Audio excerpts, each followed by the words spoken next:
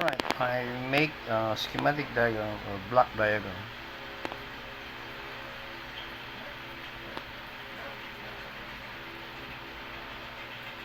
Diagram for power supply. Power supply. For the TV. Ito yun. So from the plug, this is the AC in 220 volts. The other one, the line one goes directly to the. There's filter here, no coil or filter. Non-polarized capacitor.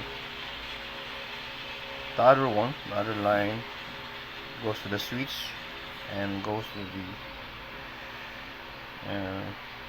the other inverter. Yeah, it goes to the fuse. Okay, it goes to the fuse and goes to the bridge diode. This is the bridge diode that will be converted to DC board, and the positive is directly connected to the capacitor, 400 volts, 330 microfarad. The positive is also connected to the MOSFET. This is your MOSFET, power MOSFET. Okay. Yeah. To the drain. It goes to the drain. The source is ground. So this is the gate. The gate is very important. There is this is the source. Yeah. This is the drain. So the gate, it's something to do with their oscillator IC. Yan, oscillator IC yan. Kung makikita mo sa scope yan, ganun. Yeah, square wave. Square wave. Alright. Yeah, that's connected to the ground, the other winding. The other one, yeah, this is the source. Actually, this is connected direct to the source. Yan, dito. Sorry. Ayan. Is hindi pala grounded yan. That is the source ng MOSFET. This is the gate drive by the oscillator.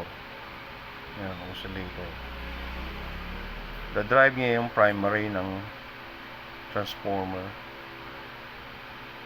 Pag gumagana yung oscillator nito, ito magkukonduct yung transformer natin, then magkakaroon na siya ng output na itong capacitor na that's the one we replace. This is 35 volts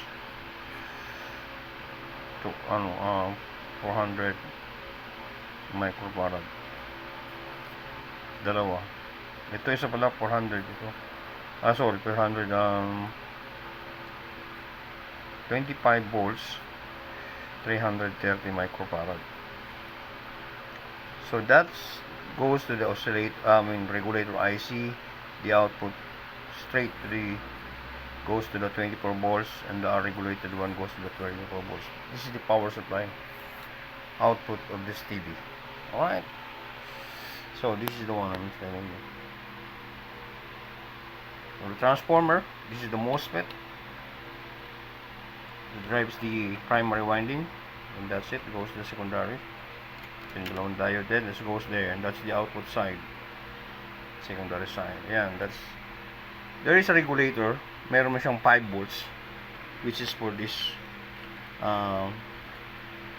microchips. Kasi 5 volts dito microchips yan So we should get the 5 volts from the oscillator. Regulator. This is the regulator IC. 5 volts. Alright, this one is the 12 volts. This one. So, pag measure mo yan, you should be having the input here is around 30 volts. Lalabas niya mga 24. This one is the regulator 5 volts. At this input is around 20 volts, and the output side is 5. That is the supply for this microchips. Alright, that's it. Now we will close it and we will see. It seems okay na. Ayan natin.